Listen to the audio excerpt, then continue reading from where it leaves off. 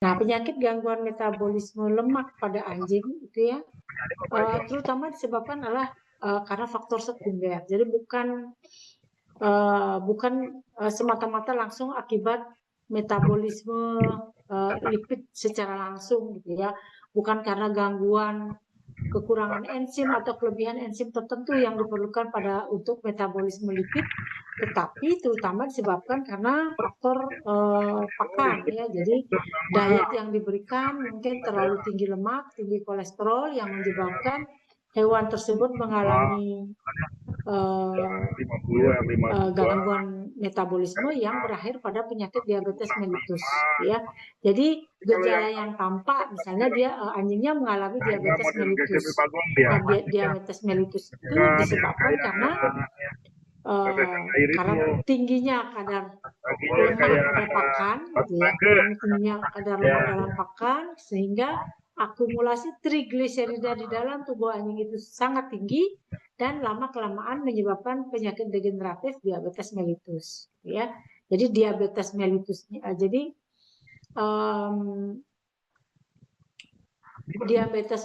diabetes mellitus itu terjadi akibat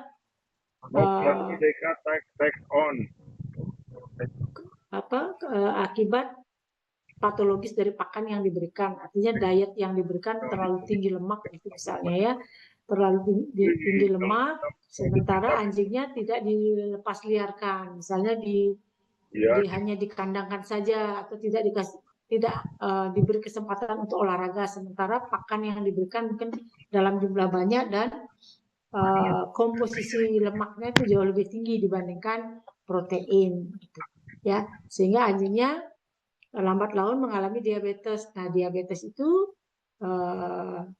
merupakan akibat dari gangguan metabolisme, baik itu metabolisme karbohidrat, metabolisme lemak gitu. Ya, jadi anjingnya mengalami sakit tidak semata-mata langsung akibat metabolisme lipidnya gitu ya, tetapi akibat jenis pakan yang diberikan yang menyebabkan anjing itu akhirnya mengalami sakit. Kemudian ada juga yang disebabkan karena anjingnya mengalami pankreatitis. Misalnya anjingnya mengalami infeksi pada bagian pankreas gitu ya.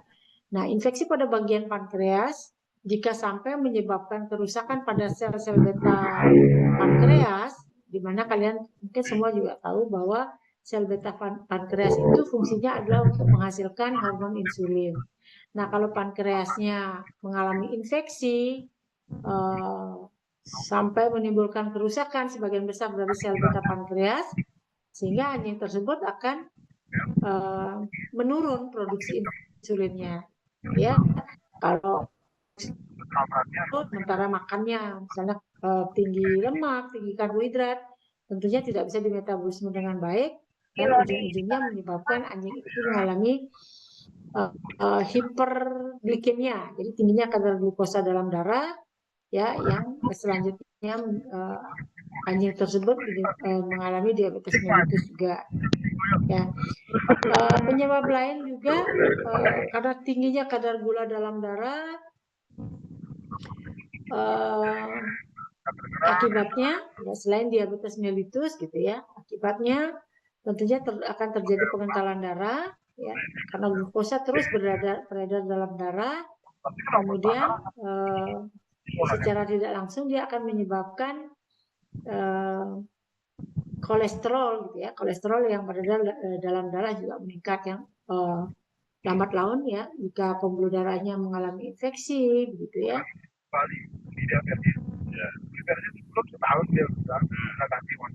akan terjadi luka. Nah, kemudian kalau dia itu ada yang tersangkut di sana ya, terus lambat laun dia akan menumpuk, dia akan membentuk suatu plak gitu ya. Karena pada permukaan membran yang mengalami infeksi tentunya akan didatangi oleh banyak sekali sel-sel leukosit ya, terutama makrofag. Nah, makrofag itu di daerah infeksi dia akan membentuk sel-sel busa gitu istilahnya ya, yang kemudian itu akan dicaplok diselubungi oleh leukosit yang selanjutnya dia akan membentuk plak. Itu merupakan cikal bakal terjadinya penyakit aterosklerosis. ya. Oke, untuk lebih lanjut, kalian udah siap mengikuti kuliah saya ya? Adik-adik semua siap mengikuti kuliah saya? Siap. Nanti kalau ada pertanyaan silakan aja ditanyakan, kita diskusikan bersama-sama, gitu ya. Saya akan coba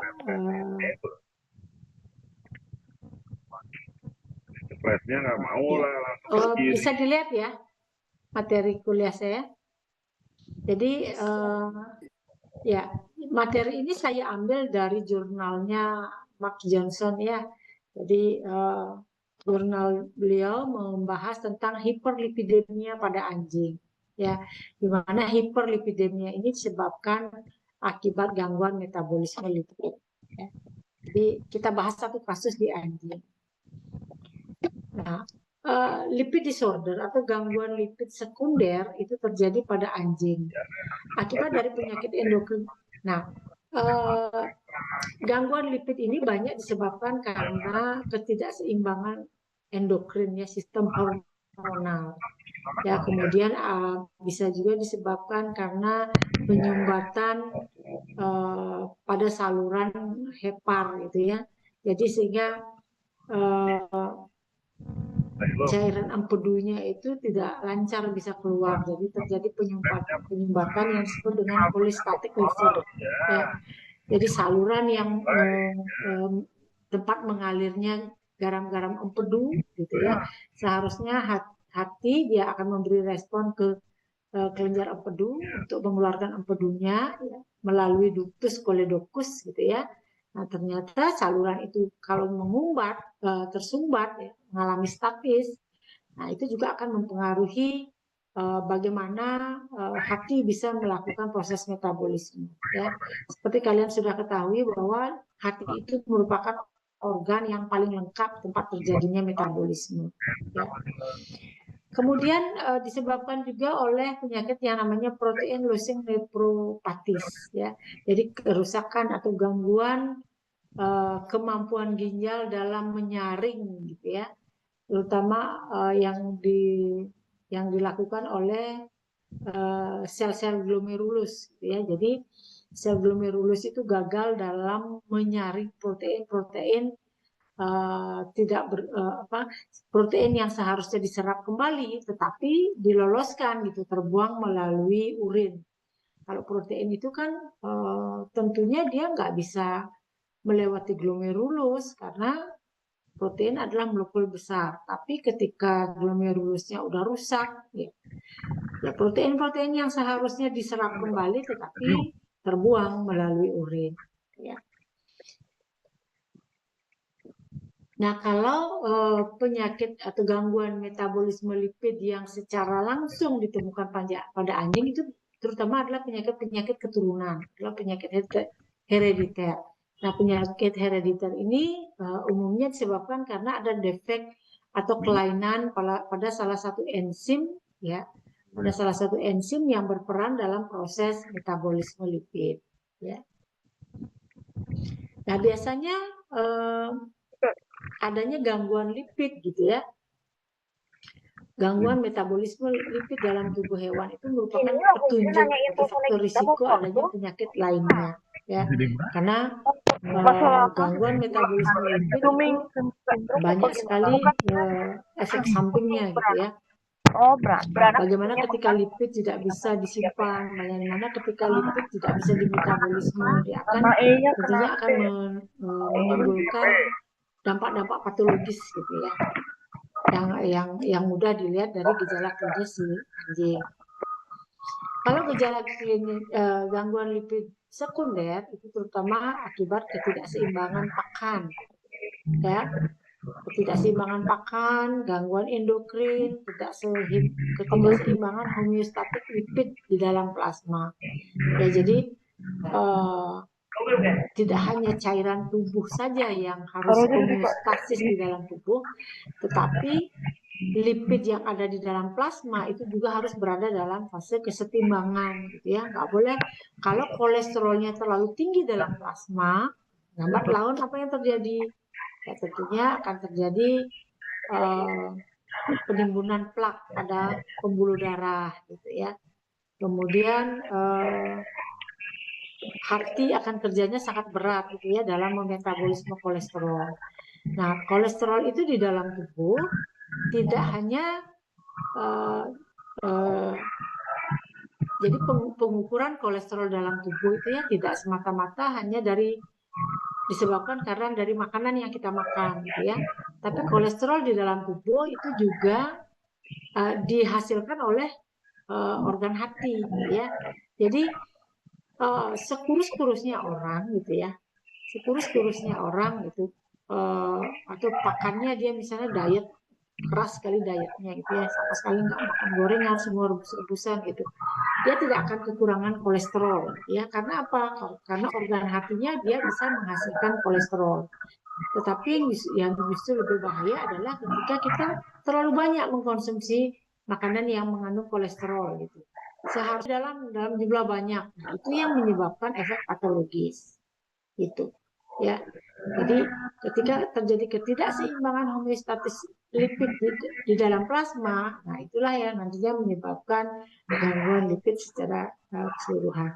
Nah, ini adalah contoh-contoh penyakit gangguan lipid gitu ya pada anjing.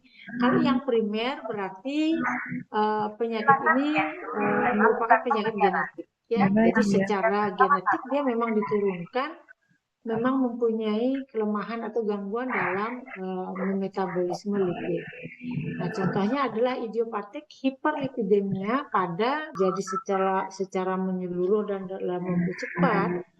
Nah, hal ini kemungkinan menyebabkan hormon-hormon adrenal, hormon-hormon pankreas gitu ya, terutama sel-sel alfa dan sel beta itu rusak. Nah, itu biasanya menyebabkan diabetes mellitus tipe 1 ya. Jadi kerusakan seluruh sel beta pankreas yang menyebabkan insulin itu sama sekali tidak diproduksi. Akibatnya hewan tersebut sangat tergantung dengan insulin yang diperoleh dari luar. Jadi anjing tersebut harus setiap hari disuntik dengan insulin gitu, untuk dia bisa bertahan hidup. Kalau tidak disuntik dengan insulin, dia bisa mengalami hipoglikemi, kemudian dia bisa mati ya. Nah, kemudian penyakit yang juga menyebabkan keseimbangan paket aku nggak paham. metabolisme lipid adalah protein losing nephropathy seperti yang sudah saya sebutkan tadi ya. Kemudian kolestasis ya, terjadinya sumbatan pada saluran empedu. Aku benar-benar nggak ngerti demi Tuhan kasusnya, Dok. Nah, kemudian kita lanjut membahas tentang bagaimana sih mekanisme terjadinya gangguan lipid gitu di dalam tubuh hewan ya. Nah, kita perlu bahas sedikit tentang kolesterol dan trigliserida. Nah, kolesterol dan trigliserida ini adalah molekul yang tidak larut air ya.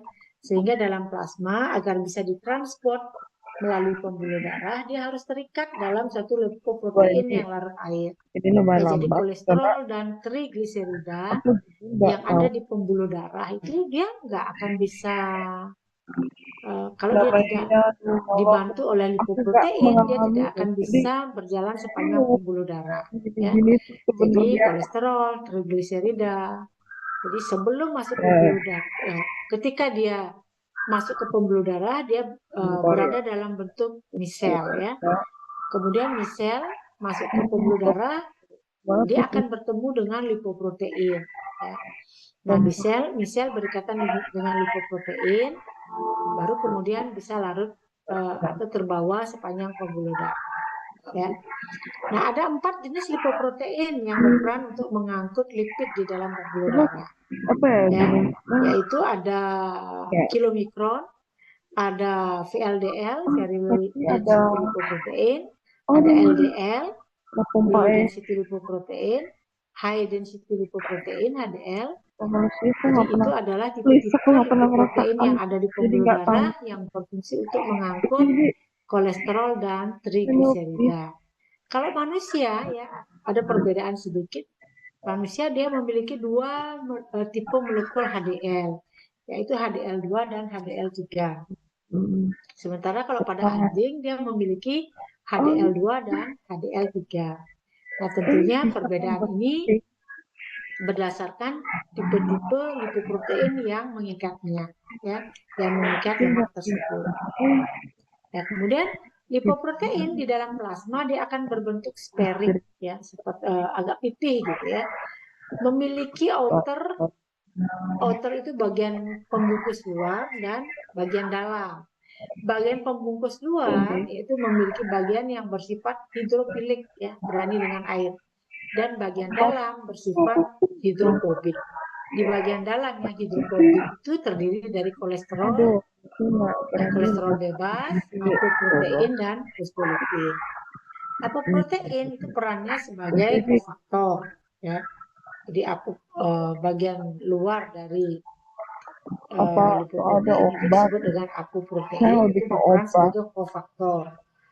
Nah, dia perannya adalah untuk kolesterol itu dapat berikatan dengan enzim. Ya, kolesterol settling enzim dapat berikatan dengan enzim. Ya. Kemudian apoprotein juga berperan sebagai reseptor. Ya, perannya untuk mengambil dan mengangkut kolesterol dan trigliserida dari jaringan. Ya. Nah, terutama ini adalah peran dari VLDL. Jadi apoprotein yang ada di permukaan VLDL itu berfungsi untuk mengambil dan mengangkut kolesterol dan trigliserida dari jaringan yang akan selanjutnya dimasukkan masuk ke dalam jaringan hati, ya. Nah, kemudian apoprotein juga berfungsi untuk mengangkut remnan lipoprotein ke hati. Nanti kalian bisa lihat di gambar, ya. Nah, ini adalah bentukan dari struktur lipoprotein. Kalian bisa lihat bagian luar, bagian A itu adalah bagian apoprotein. Yang tadi fungsinya sebagai apa? Kalian ingat? Ya, sebagai reseptor, ya, berperan sebagai reseptor, berperan sebagai kofaktor, berperan sebagai pengangkut remnan lipoprotein, ya. Nah, bagian A itu adalah apoprotein, bagian C bagian kolesterol, ya. Kemudian ini semua berada di dalam bagian yang hidrofobik, ya. Kalian tahu pasti kolesterol, trigliserida itu adalah bagian-bagian yang bersifat hidrofobik. Ya. Kemudian fosfolipid, ya, berada di bagian yang bersifat hidrofilik.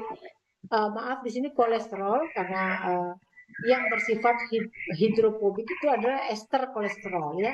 Jadi kolesterol yang belum ada lipoproteinnya. Sementara kalau kolesterol udah ada bagian yang sedikit komponen proteinnya, sehingga dia berada di bagian yang bersifat hidrofilik. Jadi bagian yang berwarna biru muda ini adalah bagian hidrofilik, sementara bagian yang hijau ini adalah bagian yang hidrofobik. Ya, jadi kolesterol ester, kolesterol dan trigliserida itu dia bersifat tidak larut air atau hidrofobik. Sementara kolesterol, fosfat, apoprotein dia bersifat hidrofilik. Ya. Oke, kilomikron merupakan molekul besar tersusun dari trigliserida dan sedikit kolesterol. Ya. Nah, kilomikron ini fungsinya mentransport trigliserida ke jaringan. Jadi dari saluran pencernaan, ya, lipid itu berada dalam bentuk misel, kemudian masuk ke pembuluh darah. Di pembuluh darah dia diubah menjadi kilomikron. Kilomikron ini fungsinya apa? Membawa trigliserida ke jaringan, ke otot maupun jaringan lemak. Nanti kalian di slide selanjutnya ada lebih memudahkan kalian memahami. Kemudian ada juga lipoprotein lipase. Kalian bisa garis bawahi di sini ada kata lipase, ada ase, artinya enzim, ya. Lipoprotein lipase berarti enzim yang mampu memecah lipid yang ada di dalam lipoprotein. Nah, lipoprotein lipase ini akan menghidrolisa, ya, trigliserida yang ada di dalam kilomikron menjadi asam lemak rantai panjang dan gliserol sehingga bisa masuk ke dalam sel. Nah, mungkin dari sini ya lebih gampang kalian memahami. Jadi di sebelah kiri itu adalah organ usus halus ya, tempat penyerapan sari-sari makanan. Kemudian ada organ hati juga. Kemudian di bagian tengah itu ada circulation atau bagian pembuluh darah. Di bagian kanan itu adalah jaringan ya. Nah, kalian coba lihat dulu di bagian intestin ya. Di intestin lemak itu diserap ya. Kemudian melewati fili-fili usus ya. Jadi lemak itu berada dalam bentuk kilomikron ya. Hanya dalam bentuk kilomikron dia bisa masuk ke pembuluh darah. Jadi saya ulang sedikit ya bagaimana metabolisme lemak di dalam tubuh. Jadi makanan yang mengandung lemak ya setelah dicerna dan diabsorpsi oleh epitel usus halus, lemak itu berada dalam bentuk misel. Pertama dalam bentuk misel ya, karena dia diemulsikan oleh garam-garam empedu, sehingga lemak itu berada dalam bentuk misel. Nah, misel ini sebelum masuk ke pembuluh darah, dia akan masuk ke jaringan ke pembuluh limfe dulu ya. Jadi berbeda dengan protein dan karbohidrat. Ya, kalau protein dan karbohidrat sesudah diabsorpsi oleh epitel usus halus, dia akan langsung masuk ke pembuluh darah ya. Karena apa? Karena karbohidrat dan protein itu bersifat larut air ya. Jadi dia bisa masuk langsung ke pembuluh darah. Berbeda dengan lemak karena dia tidak larut air, jadi lemak dalam bentuk misel ya, dalam bentuk yang sudah diemulsikan oleh garam empedu, dia akan masuk dulu ke pembuluh limfe ya. Dari pembuluh limfe kilomikron misel itu akan diubah menjadi kilomikron ya. Nah, dalam bentuk kilomikron atau cm ini ya, lemak itu baru dia bisa masuk ke dalam pembuluh darah ya. Jadi dari kelenjar limfe masuk ke kelenjar pembuluh darah ya. Jadi dari pembuluh limfe masuk ke pembuluh darah dalam bentuk kilomikron. Nah, di sepanjang epitel pembuluh darah itu banyak ditemukan adanya lipoprotein lipase ya. Nah, kilomikron kalau dia ketemu dengan lipoprotein lipase, jadi dia akan pecah gitu ya. Kilomikron ini akan pecah ya, akibat adanya lipoprotein lipase. Nah, lipoprotein lipase ini fungsinya memisahkan bagian lipoprotein dan bagian lemaknya. Ya, nah bagian lemak, bagian trigliseridanya itu akan dibawa menuju ke jaringan, gitu. Ya, dalam bentuk trigliserida. Nah, kilomikron yang sudah diambil trigliseridanya disebut dengan kilomikron remnant yang akan kembali masuk ke pembuluh darah. Ya, jadi kilomikron remnant itu nggak ikut masuk ke jaringan gitu ya, tapi dia tetap berada di pembuluh darah. Dia berfungsi hanya sebagai pengantar saja, sebagai transporter saja. Untuk selanjutnya dia kembali lagi masuk ke jaringan hati. Ya, nah kita lanjut dengan lemak atau lipoprotein yang ada di jaringan hati yang berada dalam bentuk VLDL, very low density lipoprotein. Ya. Nah, VLDL biasanya dikeluarkan oleh organ hati, ya, dikeluarkan oleh organ hati masuk ke pembuluh darah. Di dalam pembuluh darah, VLDL ketemu lagi dengan lipoprotein lipase. Akibatnya apa? Bagian lemak dari VLDL itu akan dipecah dan akan masuk ke sel-sel atau ke jaringan, gitu ya. Kemudian bagian VLDL yang bagian lipoproteinnya yang tidak ikut masuk ke jaringan disebut dengan VLDL remnant yang akan kembali masuk ke jaringan hati. Nah, sebagian kecil ya dari VLDL remnant itu ya, di pembuluh darah VLDL remnant dia akan ketemu dengan lipoprotein lipase. Nah, lipoprotein lipase ini akan memecah VLDL menjadi LDL, gitu. Ya, dia akan dipecah oleh VLDL remnan ini ketemu dengan lipoprotein lipase sehingga bagian LDL itu akan terpisah dari VLDL. Ya, nah VLDL ini juga dia bertemu dengan hepatic triglycerid lipase namanya, ya, yang ada di pembuluh darah yang menyebabkan, jadi kedua jenis enzim inilah yang menyebabkan VLDL remnan dia diubah menjadi LDL. Ya, jadi ada dua jenis enzim yang ada di pembuluh darah yang mengubah VLDL remnan menjadi LDL, yaitu lipoprotein lipase dan hepatic triglycerid lipase. Jadi hepatic lipase, ya. Nah, LDL jadi setelah terbentuk LDL, nah LDL ini lagi ketemu dengan lipoprotein lipase yang ada di pembuluh darah. Akibatnya apa? Bagian kolesterol dari LDL itu akan nanti kita cariin. dioper atau dibawa menuju ke jaringan. Ya, jadi makanya kenapa VLDL, LDL itu disebut sebagai lipoprotein jahat gitu. Karena apa? Dia tugasnya membawa trigliserida dan kolesterol menuju ke jaringan gitu. Nah, ketika kedua senyawa ini menumpuk di jaringan, nah itulah yang menyebabkan diabetes. Lama-lama dia akan menyebabkan gejala patologis yang disebut diabetes mellitus, aterosklerosis dan penyakit-penyakit degeneratif lainnya. Harusnya. Nah, coba oke. Jadi bagian kolesterol dari LDL itu akan dibawa ke jaringan. Sementara LDL yang sudah hilang bagian kolesterolnya disebut dengan LDL remnan. Nah, dia akan kembali nih ke liver. Untuk selanjutnya nanti dia akan dibawa LDL remnan ini di hati dia akan diubah menjadi VLDL. Untuk selanjutnya VLDL masuk lagi ke pembuluh darah. Jadi sirkulasinya seperti itu terus. Gitu. Nah, berbeda dengan HDL, ya. HDL ini sering disebut sebagai lipoprotein baik gitu. Kenapa disebut sebagai lipoprotein baik?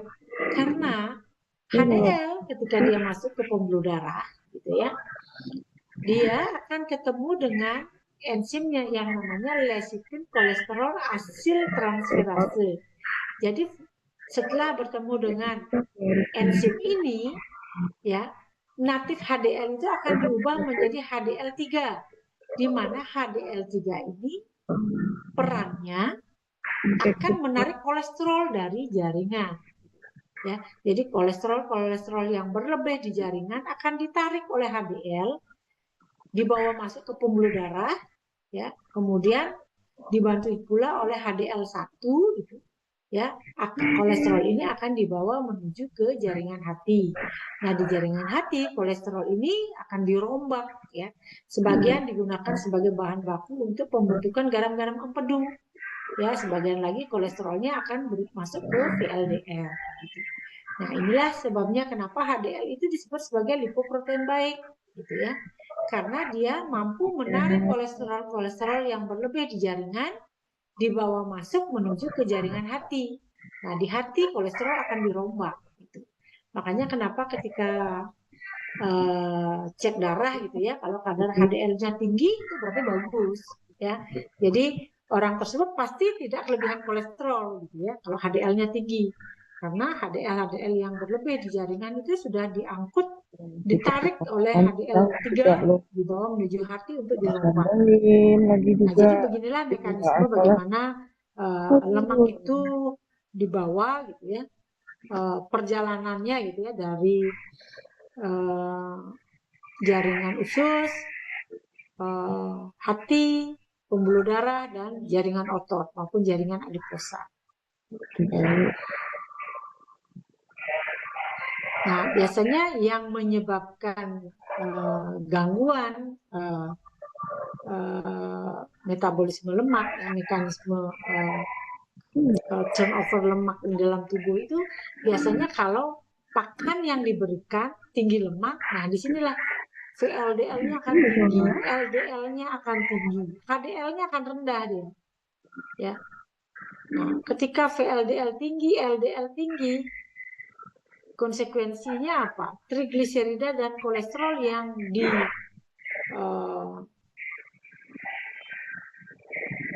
didepositkan ke jaringan itu tinggi sekali gitu. Nah, ketika trigliserida dan kolesterol itu tinggi di jaringan, nah disitulah akan terjadi berbagai mekanisme kerusakan jaringan ya. Salah satu contohnya adalah inflamasi. Nah, dengan adanya inflamasi banyak sekali hal yang terjadi ya, sampai menyebabkan perubahan reseptor, sampai menyebabkan tingginya akumulasi adiposa di jaringan adiposit gitu ya. Nah, karena ketidakseimbangan imbalance dari kadar kolesterol ya, baik dalam akibat kolesterol yang berasal dari pakan maupun yang disintesa oleh organ hati ya.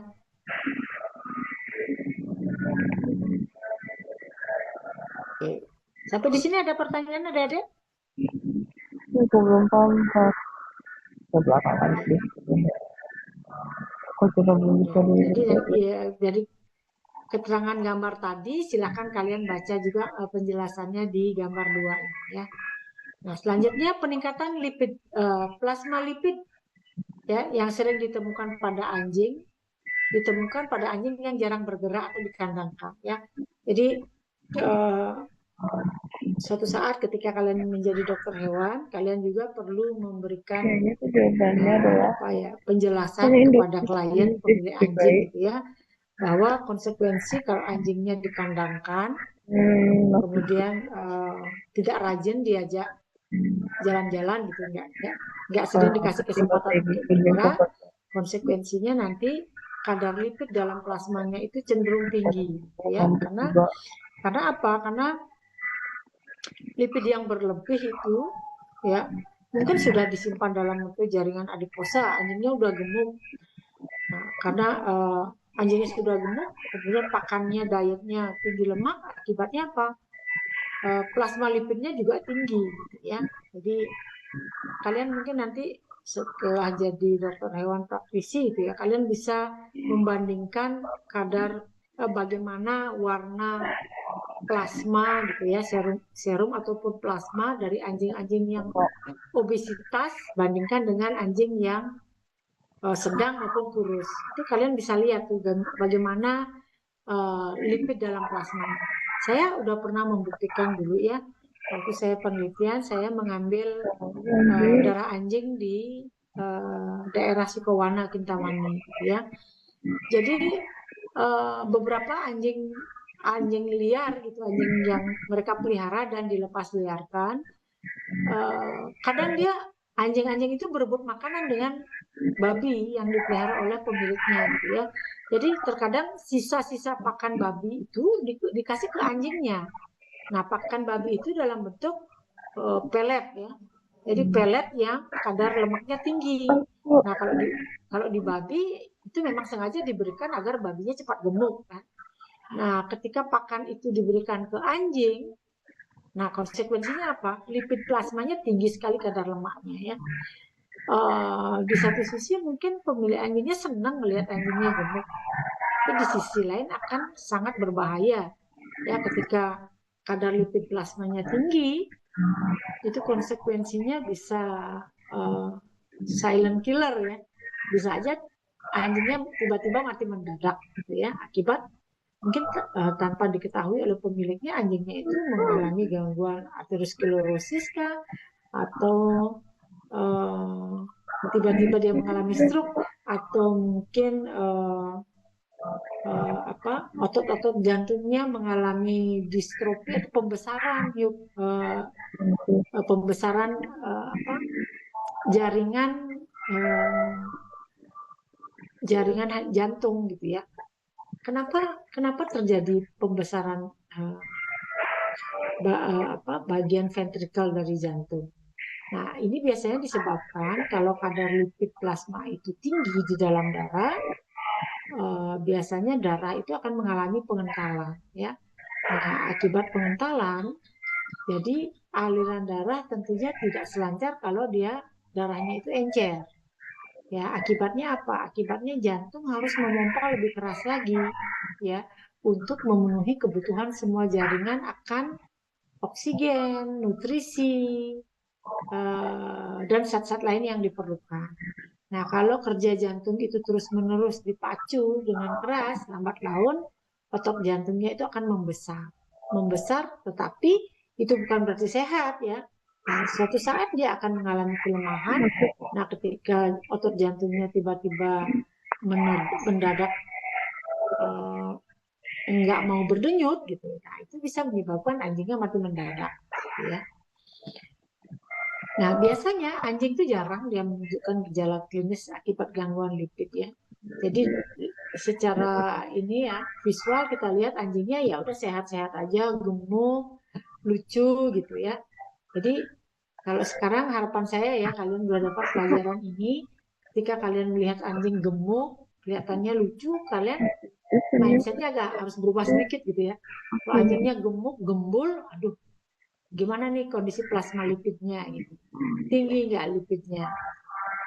Nah itu justru berbahaya sebenarnya ya, karena bisa saja anjing itu mati mendadak gitu gara-gara aterosklerosis gitu misalnya, atau gagal jantung akibat lipid plasmanya tinggi gitu ya.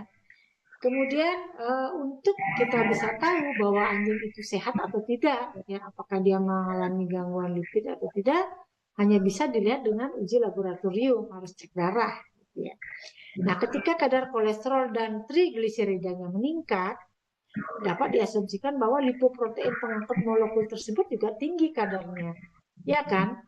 Seperti saya sudah jelaskan tadi di depan, kolesterol dan trigliserida itu nggak bisa jalan sendirian di dalam pembuluh darah, ya. Dia harus diangkut oleh suatu zat yang namanya lipoprotein gitu. Jadi kalau kadar kolesterol dan trigliseridanya tinggi di dalam darah, artinya apa? Otomatis lipoproteinnya juga tinggi karena dia berfungsi sebagai pengangkut. Nah, yang lebih bahaya lagi kalau yang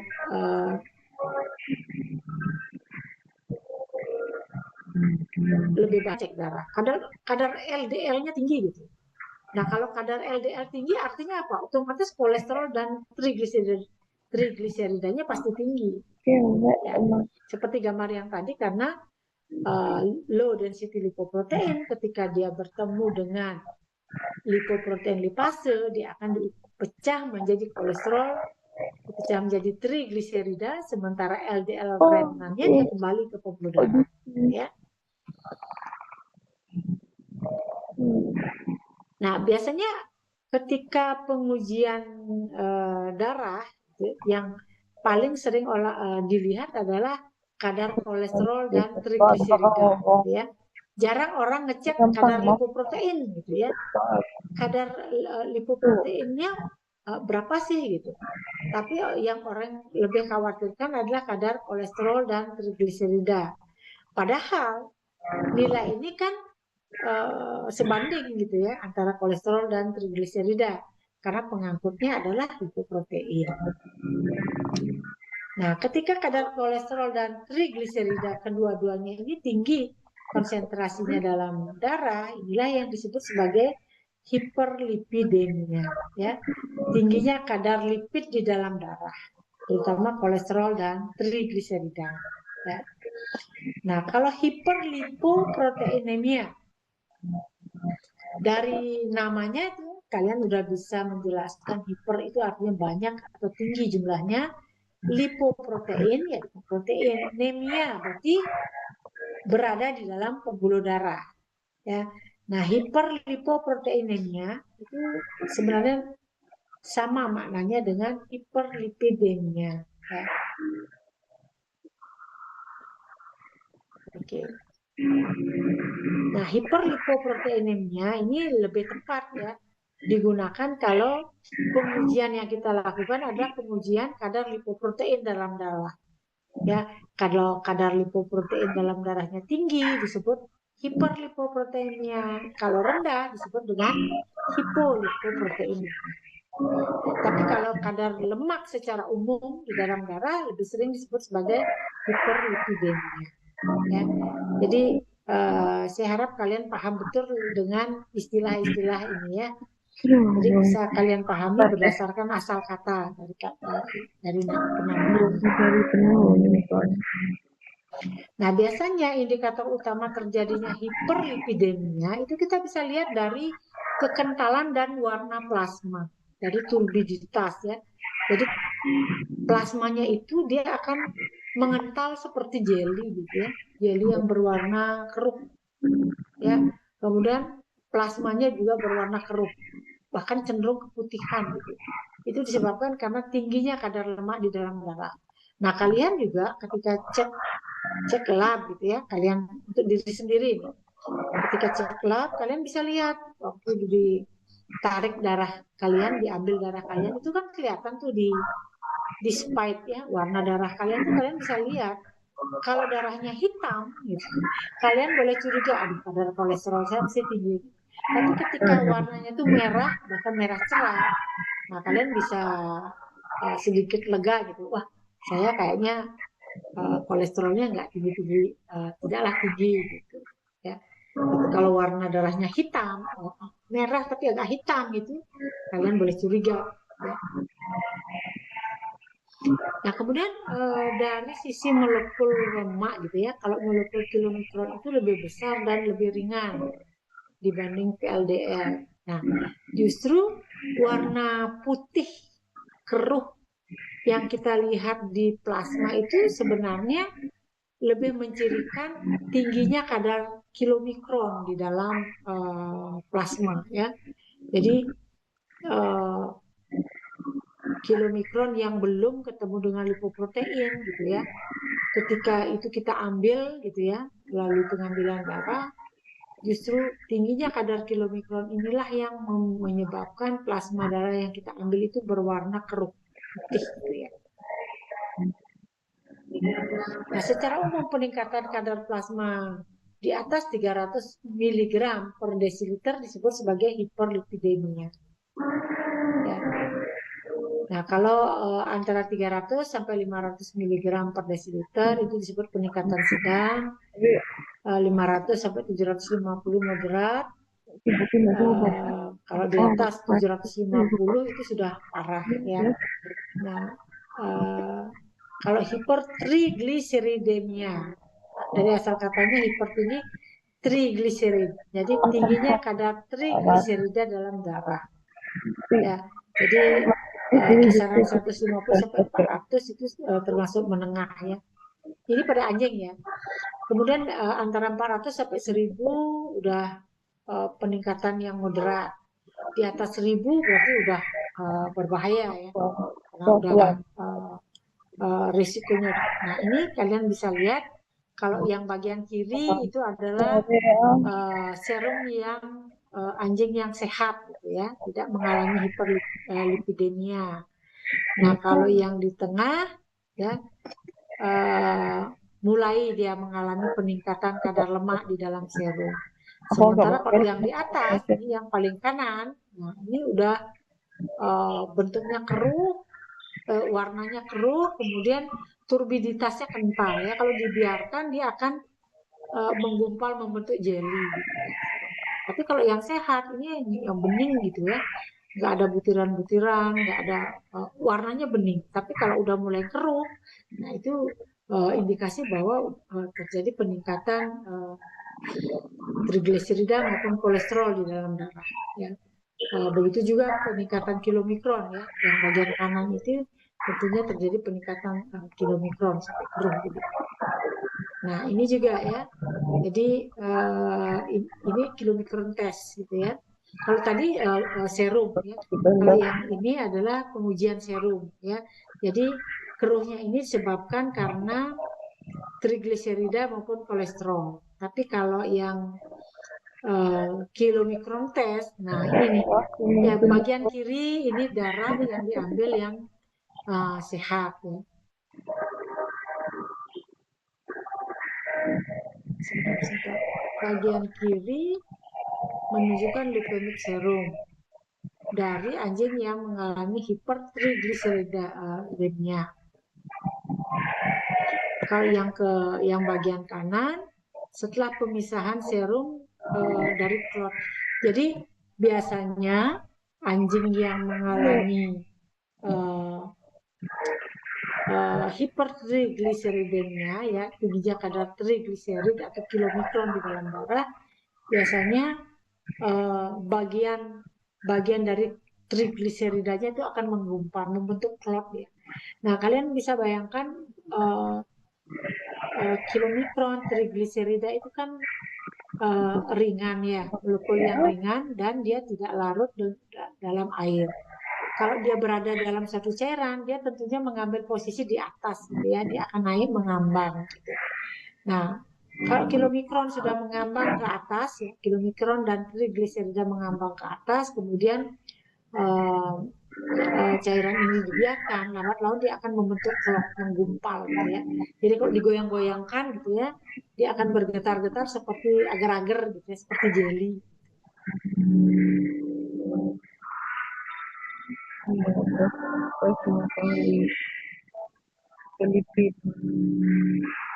Ya, jadi kalau kalian misalnya suatu saat punya klien ya, kalian ambil darahnya untuk pengujian, coba kalian untuk serum kan tentunya tidak memerlukan ini ya, tidak memerlukan antikoagulan. Nanti kalian bisa lihat kira-kira 30-40 menit sesudah pengambilan darah ya akan terbentuk serum. Nah, di serumnya itu kalian bisa cek apakah dia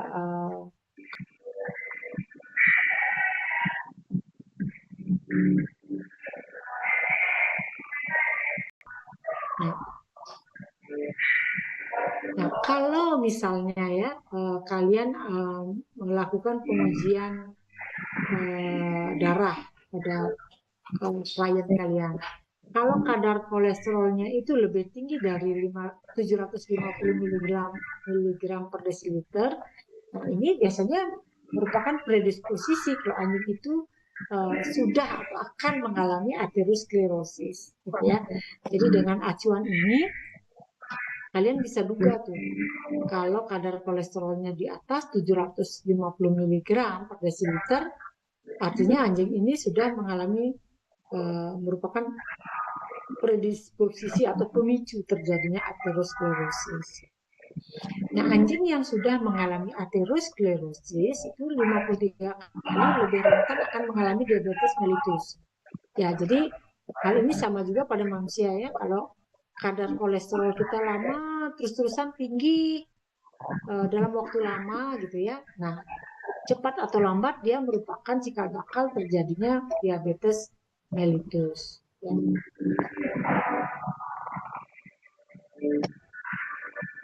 Kemudian anjing yang mengalami aterosklerosis ini ya 53 kali lebih rentan mengalami diabetes mellitus dan 51 kali kemungkinan akan mengalami hipotiroidisme. Ya.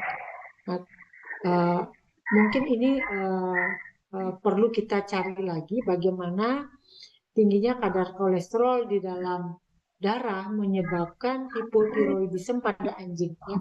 Jadi saya catat, nanti saya cari lagi bagaimana mekanisme high kolesterol menyebabkan hipotiroidisme.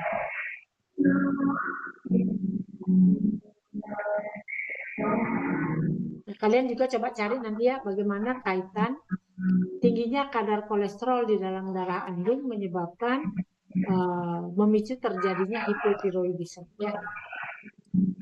Nah, kedua penyakit di atas ya aterosklerosis, diabetes mellitus, ya ini disebabkan karena tingginya kadar lemak di dalam darah. Ya. Jadi penyakit-penyakit yang disebabkan karena tingginya kadar lemak di dalam darah adalah diabetes mellitus, aterosklerosis, dan hipotiroidisme juga. Nah, kemudian kita sedikit bahas kucing ya. Jadi adanya xanthomas sering ditemukan pada kucing yang mengalami hiperlipidemia. tapi jarang ditemukan pada anjing yang hiperlipidemia. Oke, jadi bagaimana mekanisme tingginya kadar kolesterol dalam darah menyebabkan terjadinya santomas, ya. High kolesterol menyebabkan santomas pada kucing. Nah, kalian adik-adik mahasiswa semua tolong dicari mekanismenya ya. Nanti pada saat presentasi paper gitu ya, nanti kita diskusikan kembali ya. Kalian semua silakan cari informasi tentang bagaimana high kolesterol menyebabkan terjadinya hipotiroidisme pada anjing ya.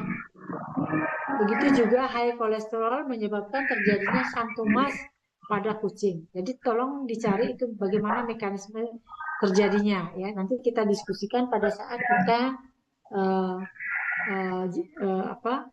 melakukan diskusi presentasi paper ya.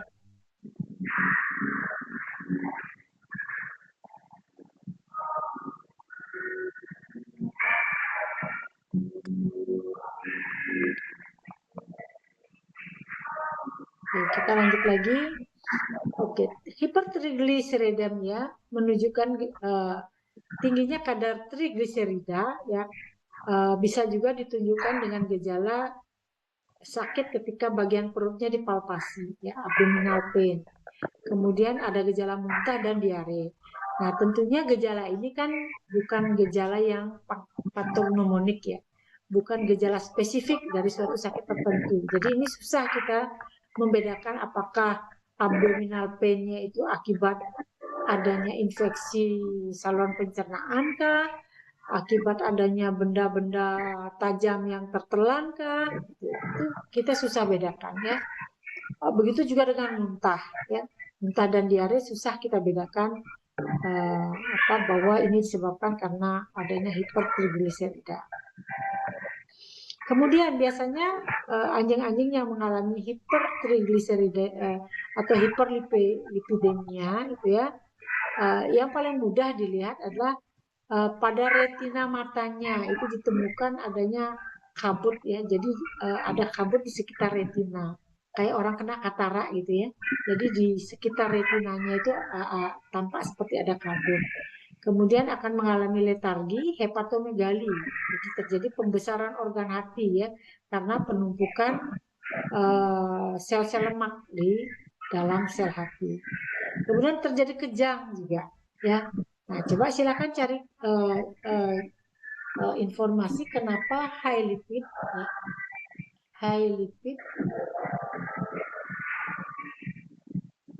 menyebabkan terjadinya seizures atau kejang pada anjing ya. Seizures,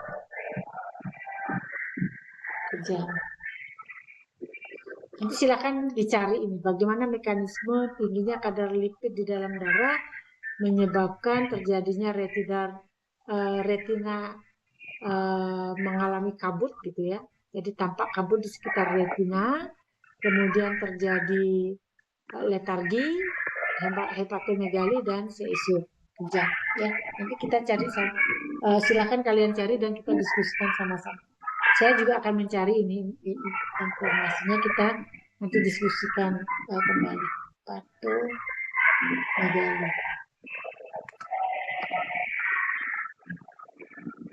Oke, jadi kita kembali lagi review lipid disorder primary, gangguan lipid primer ya. Ini jarang terjadi pada anjing ya, dan mekanisme terjadinya juga belum banyak diketahui ya. Jadi gangguan lipid primer atau gangguan genetik ini bisa ditemukan pada anjing miniatur Schnauzer ya, yang disebut sebagai idiopatik hiperlipidemia dan hiperkolesterolemia ditemukan pada bangsa Briats ya. Nah, ini adalah merupakan contoh-contoh gangguan lipid primer yang disebabkan karena gangguan genetik ya. Jadi secara genetik anjing ras ini memang membawa gen yang menyebabkan anjing itu mengalami idiopatik hiperlipidemia dan hiperkolesterolemia. Nah, kemudian ada juga penyakit genetik lainnya yang disebut sebagai familial hiperlipoproteinemia pada beagles. Ya. Nah, kalau misalnya kalian nanti suatu saat jadi dokter hewan praktisi menemukan kasus penyakit seperti ini, gitu ya. Jadi kalian bisa memberikan penjelasan kepada klien bahwa memang penyakit ini adalah penyakit genetik. Jadi tidak bisa diobati dengan pemberian obat, gitu ya. Jadi setidaknya mungkin dicegah dengan cara mengatur pola pemberian pakannya dari awal, ya. Dari masih papi itu sudah harus diatur pola makannya seperti apa, karena secara genetik dia memang membawa gen yang menyebabkan suatu saat kalau pakannya tidak diatur atau bahkan dengan pakan yang sudah diatur dengan baik pun, ya, kalau memang genetiknya itu memang dia lambat laun akan menimbulkan penyakit itu, ya nggak bisa diapa-apakan. Memang dia secara genetik akan mengalami hal tersebut, gitu. Kita paling bisa memperlambat terjadinya gejala dengan cara mengatur pola pakan dan aktivitas dari anjing tersebut. Kemudian ada juga kasus hipertrigliserida, ya, trigliseridemia pada bangsa anjing Britanis. Ya. Kemudian terjadi defisiensi lipoprotein lipase pada congenital mixed breed puppy. Ada papi-papi breeds, gitu ya, yang percampuran, gitu ya, percampuran antara beberapa ras anjing, gitu ya, yang mengalami defisiensi lipoprotein lipase. Nah, di antara kalian ada nggak yang mau coba menjelaskan apa konsekuensi kalau anjing itu mengalami defisiensi lipoprotein lipase? Seperti gambar yang sudah saya jelaskan di depan, mungkin kalian bisa coba analisis. Kalau seekor anjing lipoprotein lipasenya rendah atau nggak ada sama sekali, apa yang akan terjadi? Silakan, siapa yang mau mencoba memberikan pendapatnya? Silakan.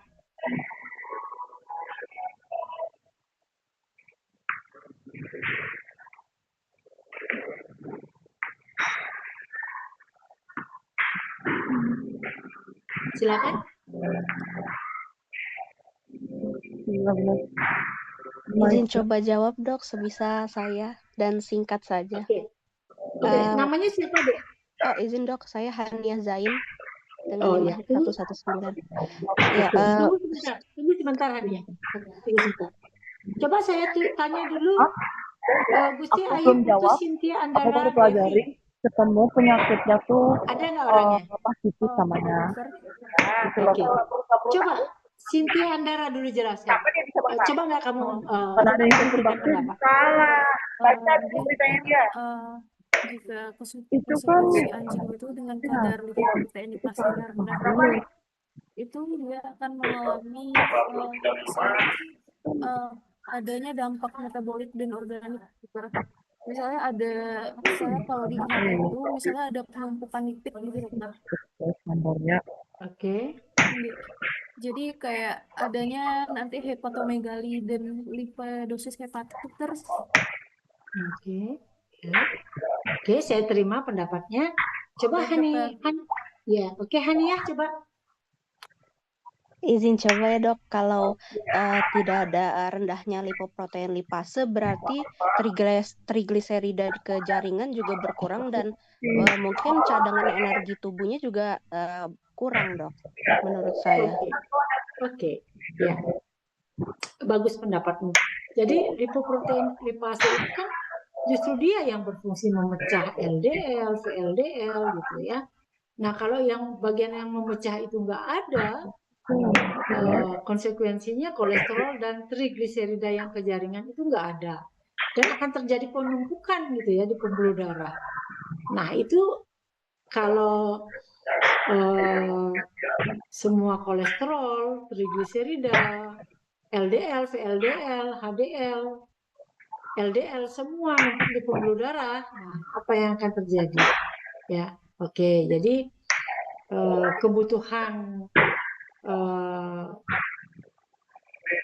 energi, ya. Jadi cadangan energi dari hewan tersebut juga akan sangat berkurang, gitu ya. Bahkan kemungkinan kalau lipoprotein lipasenya defisien dari awal, gitu ya, dari awal kelahiran, tentunya mungkin hewan tersebut nggak bisa berumur panjang, gitu ya, karena sebagian besar cadangan energi di dalam tubuh itu disimpan dalam bentuk lemak, gitu ya. Jadi kalau disimpan dalam bentuk karbohidrat atau protein gitu, nah itu tuh lemaknya nggak bisa Aku udah baca kan nggak itu bisa disimpan pada dalam waktu lama dan apa dalam pada jumlah banyak. Ya, jadi hewan itu mungkin akan mengalami kekurusan dan mungkin perkembangannya nggak bagus gitu ya, karena lemak di dalam tubuh tidak hanya berfungsi sebagai cadangan energi saja, tapi juga dia merupakan bahan baku pembentukan hormon, enzim.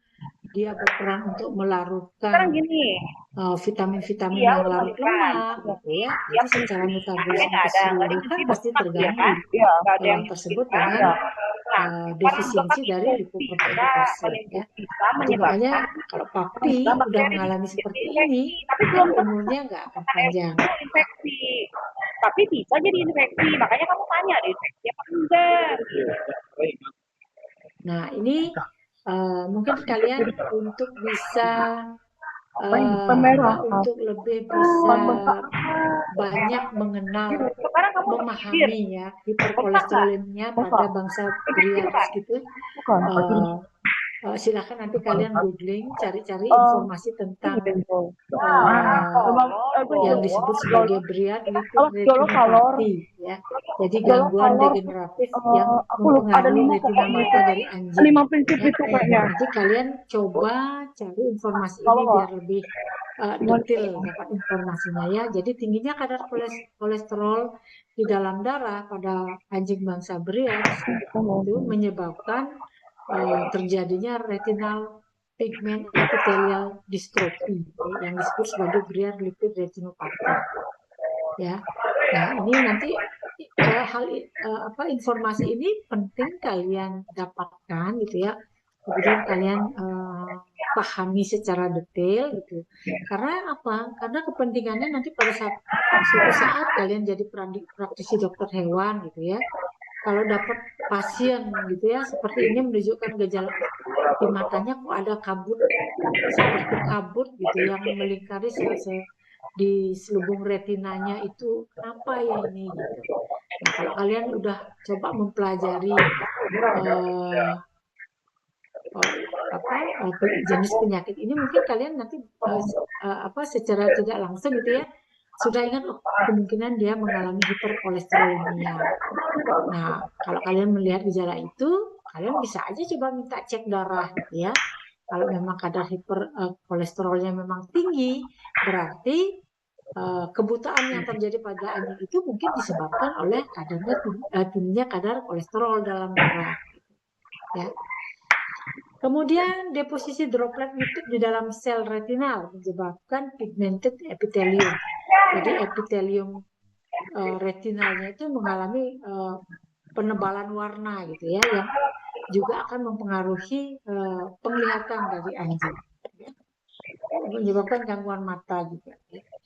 Nah, kalau ini adalah secondary lipid disorder, gangguan mekanisme lipid akibat penyakit lainnya. Gitu.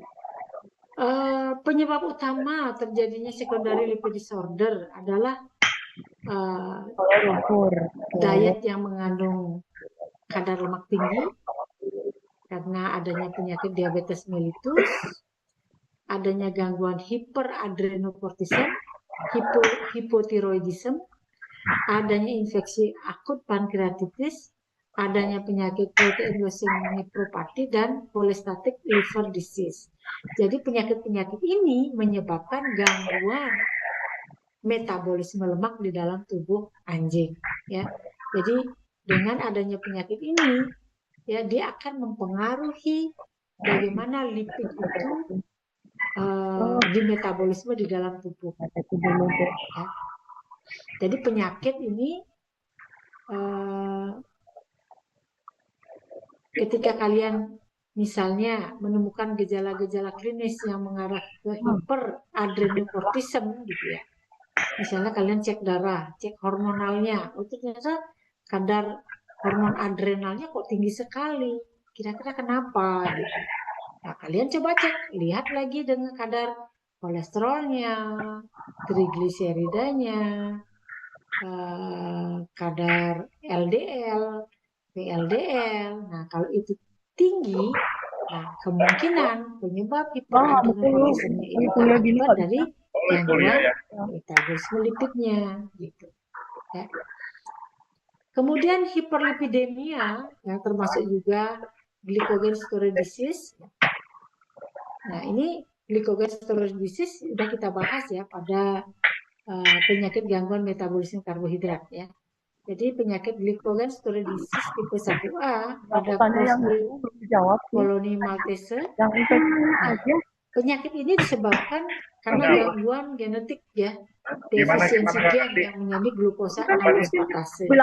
Glukosa 6-fosfatase adalah enzim ya yang mengubah glukosa menjadi glukosa 6-fosfat gitu ya. Nah, kalau enzim yang mengubah glukosa menjadi glukosa 6-fosfat itu nggak ada, defisien, nah berarti glukosanya nggak bisa diubah menjadi pirufat gitu ya. Jadi tetap dia berada dalam bentuk glukosa. Kalau dia tetap berada dalam bentuk glukosa, berarti glukosanya tidak bisa diubah menjadi ATP ya. Jadi walaupun hewannya udah makan banyak, tetapi hewannya tetap kelaparan. Ya kelaparan adalah bagian selnya gitu ya. Karena glukosanya tinggi di darah, tetapi glukosa tidak bisa masuk ke dalam sel. Akibatnya glukosa tidak bisa diubah menjadi ATP gitu. Ya. Kemudian anjing dengan dilatasi kardiomiopati dan gejala kronis leishmania infantum. Nah, ternyata anjing-anjing dengan gejala kardiomiopati dan gejala kronis infeksi leishmania itu menunjukkan terjadinya lipid disorder. Jadi ada kaitan ya, gangguan lipid. Jadi kardiomiopati yang terjadi pada anjing itu ya, nanti kalian bisa trace back kembali apa kira-kira penyebab kenapa otot-otot jantung anjing ini kenapa kok membesar gitu. Apa penyebabnya? Apakah terjadi ketidakseimbangan cairan kah? Iya. Apakah terjadi gangguan ginjal? Hilang. Apakah terjadi pengentalan darah? Apakah terjadi gangguan distribusi lipid? Payudaranya bengkak karena nggak ada yang ngasih. Kalau kalian menemukan apakah bisa pakai pompa ini? Gejala kardiomiopati, nanti kalian bisa Tapi aku udah nemu menganalisis gitu ya. Kira-kira apa ya penyebabnya? Ya. Salah satunya adalah akibat gangguan metabolisme lipid di dalam tubuh hewan tersebut. Ya.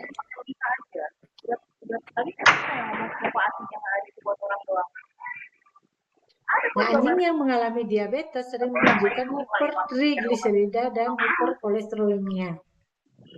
Ada nggak di antara kalian yang mau mencoba menjelaskan kenapa anjing yang mengalami diabetes umumnya kadar trigliserida dan kolesterol dalam darahnya itu tinggi banget? Iya. Bilangin itu dia gejala dari kompres pada anak misalnya. Ada yang mau coba jawab? Sama juga kompres. Pakai otak. Aku juga belum ngomongin karena tadi fokusnya dari obat dulu. Gitri Rasna, ada nggak? Jawab sampai saya masih kuliah. Ada dong. Iya, bilang dulu. Oke, Gitri. Mau coba jawab nggak? Kira-kira gimana ya mekanismenya kenapa anjing yang mengalami diabetes itu kadar trigliserida dan kolesterolnya tinggi itu dalam darah? Nggak akan infeksi. Kalau udah kelamaan bisa. Tapi bukan itu yang terjadi, bukan itu. Oke, nggak apa-apa kalau nggak bisa. Ada yang lainnya ada coba nggak? Ada nggak yang mau coba jawab? Kita langsung. Murah bagus Wilwatikta, ada nggak? Halo Wilwatikta,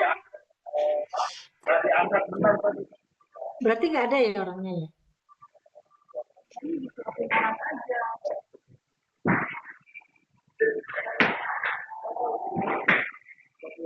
Wilwatikta tidak ada ya. Kemudian Gitri sudah ada. Yang nggak ada Putu Intan Rahajang. Coba diam badannya diam. Halo Rahajang. Di kanan deh. Bapak di kanan. Nggak ada. Oke. Ada siapa? Ngejot gitu kamu. Dokter, mungkin saya izin coba menjawab, dok. Oke, siapa namanya dok? Teresia Kintan, dok. Oke, Teresia. Ya, saya udah ada nomornya. Silakan Teresia. Mungkin kenapa anjing yang mengalami diabetes sering menunjukkan hipertrigliseridemia? Apakah berkaitan dengan insulin, dok? Iya. Karena insulinnya kurang. Lalu?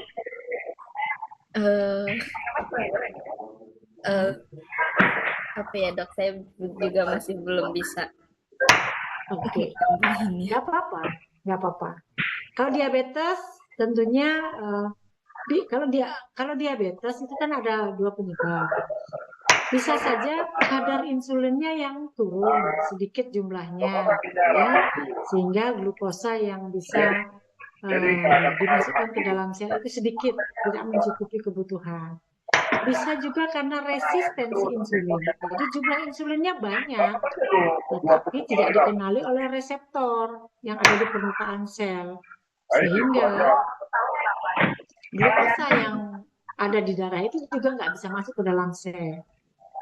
Jadi prinsipnya gini ya dari semua, anjing yang mengalami diabetes itu glukosa yang ada di darah, yang ada di peredaran darah itu tidak bisa masuk ke dalam sel. Seharusnya kalau di anjing yang sehat, glukosa yang ada di darah itu akan masuk ke dalam sel, ya, dengan adanya hormon insulin dikenali oleh reseptor, jadi glukosa itu bisa masuk ke dalam darah. Di dalam darah, glukosa itu akan dimetabolisme, ya, dengan cara glikolisis. Jadi glukosa diubah menjadi asam pirufat diubah menjadi asetilkoenzim A. Asetilkoenzim A dia akan mengalami siklus Krebs, dihasilkanlah H2O, CO2 dan ATP. Ya, ATP-nya ini digunakan sebagai sumber energi. Nah, pada hewan yang mengalami diabetes, jadi glukosanya nggak bisa masuk ke dalam sel. Akibatnya apa? Untuk memenuhi kebutuhan energi, jadi sumber energi yang digunakan adalah berasal dari lemak, ya. Jadi lemak-lemak yang ada di jaringan adiposa itu akan dirombak, kemudian akan dimasukkan ke dalam darah. Tujuannya apa? Tujuannya agar lemak ini nantinya akan dibawa ke dalam sel, ya, ke dalam sel-sel yang memerlukan, misalnya sel-sel otot, gitu kan. Sel otot itu kan adalah sel yang paling banyak menggunakan ATP untuk tujuan bergerak, aktivitas, kemudian dibawa ke organ-organ, tujuannya apa? Misalnya ke jantung tuh untuk berdenyut dia perlu ATP banyak, ya. Kemudian ke usus itu melakukan gerakan peristaltik dia perlu ATP. Nah, lemak itu dibawa ke sana ke jaringan-jaringan yang memerlukan ATP dalam jumlah banyak. Nah, karena ATP yang ada di jaringan adiposa itu dirombak dalam jumlah banyak, kemudian dia akan masuk ke dalam pembuluh darah. Tujuannya melalui darah dia akan dibawa ke jaringan. Nah, pada saat pemeriksaan darah kan kalian ambil darah, tertangkaplah di sana kolesterol dan trigliserida yang ada di dalam darah gitu. Jadi jumlahnya tinggi, kalian cek. Kenapa dia tinggi? Karena dia memang dirombak di jaringan adiposa. Jadi jaringan adiposa itu secara besar-besaran dirombak cadangan lemaknya. Jadi dirombak cadangan lemaknya dibawa ke pembuluh darah. Di pembuluh darah itu tujuannya apa? Untuk dibawa ke jaringan.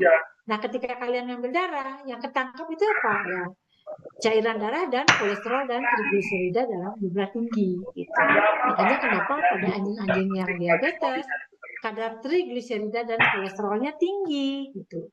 Karena apa? Karena untuk memenuhi kebutuhan ATP akan diperoleh dari cadangan lemak yang disimpan di jaringan adiposa. Ya. Bisa dipahami adik-adik? Halo? Apakah kalian masih mendengarkan kuliah saya? Bisa Ya, dipahami. bisa dipahami ya? Ya, oke. Kalau saya tanya langsung dijawab ya.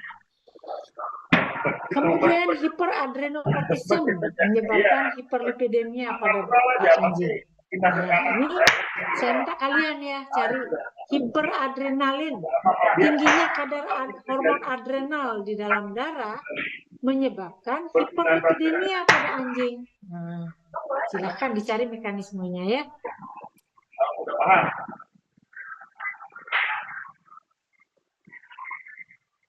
Jadi hiperlipidemia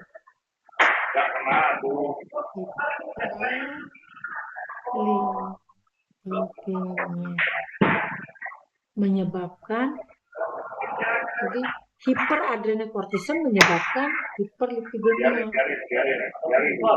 Tapi gitu, trajektorinya gitu. Tapi itu gampang. Ya, jadi silakan ya adik-adik. Tadi saya sudah catat ada 4 tugas untuk tambahan pengetahuan kalian ya sebenarnya. Jadi tingginya kadar kolesterol menyebabkan hipertiroid pada anjing. Tingginya kadar kolesterol menyebabkan xanthomas pada kucing. Tingginya kadar lipid pada dalam darah menyebabkan seizur atau kejang. Dan juga menyebabkan hepatomegali. Ya. Kemudian hiperlipidemia menyebabkan hiperadrenalin. Kebalik ya, jadi hiperadrenokortisem menyebabkan terjadinya hiperlipidemia pada anjing. Nanti silakan kalian browsing ya untuk mencari jawabannya. Nanti saya tanyakan pada saat kita diskusi. Oke. Nah, terjadinya akut pankreatitis ya, radang kelenjar pankreas yang terjadi secara akut dapat menyebabkan hiperlipidemia, menyebabkan primarily hipertriglycerid. Jadi pankreatitis menyebabkan terjadinya hiperlipidemia dan hipertrigliserida. Nah, kalian coba kaitkan juga ya dengan terjadinya pankreatitis ya, jadi radang pada organ pankreas, dia akan mengganggu sekresi sel-sel beta pankreas ya. Sel beta pankreas kan dia mensekresikan insulin kan.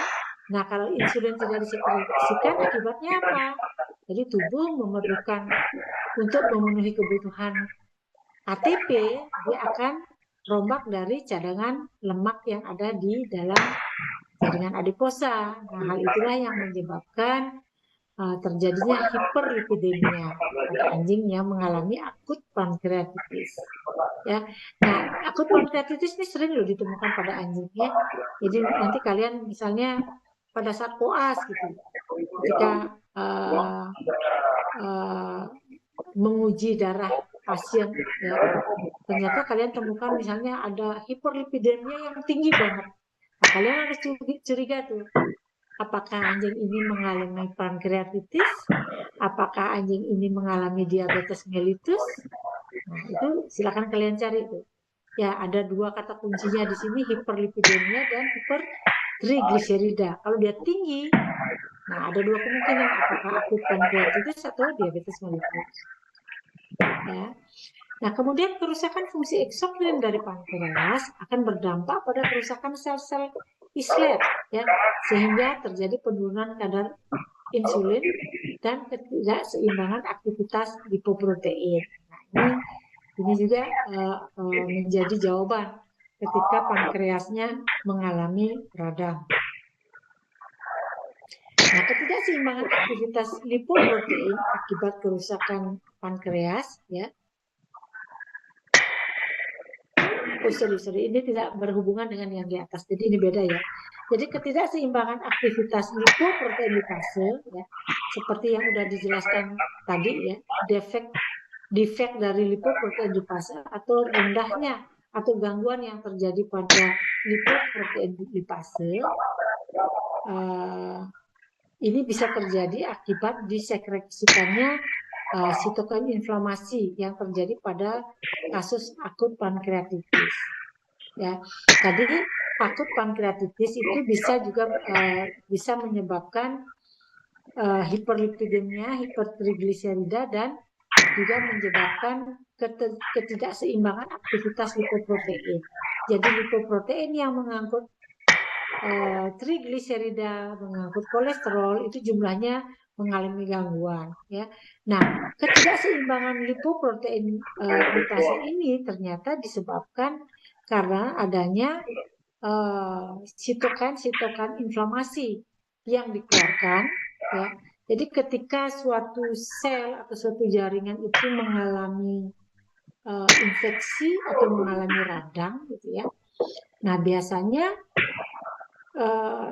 tubuh kita itu akan memberikan sinyal daerah yang mengalami infeksi itu dia akan mengeluarkan zat-zat kimia, ya. Nah, zat-zat kimia itu nanti yang akan berperan sebagai kemotaktik. Dia akan memberikan sinyal kepada sel-sel imun kita untuk menginformasikan bahwa tubuhnya mengalami infeksi. Nah, ketika zat kimia yang dikeluarkan oleh sel-sel yang terinfeksi itu dia akan merespon keluarnya yang namanya sitokin inflamasi. Nah, sitokin inflamasi ini tentunya kalian sudah pelajari di mata kuliah imunologi dan virologi. Mudah-mudahan kalian tahu apa itu sitokin inflamasi. Sitokin inflamasi adalah sel-sel yang dikeluarkan pada saat sel mengalami inflamasi atau radang. Ya, jadi apalagi misalnya anjing itu mengalami akut pankreatitis, ya, mengalami radang akut, tentunya sel-sel sitokin yang dihasilkan itu sangat tinggi. Nah, tingginya kadar sitokin yang dikeluarkan oleh sel itu ternyata menyebabkan gangguan aktivitas dari lipoprotein lipase. Akibatnya apa? Dengan ketidakseimbangan atau rendahnya jumlah lipoprotein lipase dalam darah, akibatnya apa?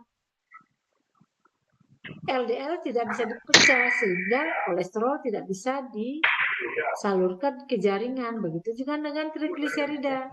Akibatnya apa? Akibatnya si hewan itu akan kekurangan ATP, akan menyebabkan kelemahan, bahkan menyebabkan ketidaksadaran, gitu ya, karena jumlah ATP ini sangat drop, gitu ya. Nah, kemudian cholestatic liver disease, ya, jadi penyumbatan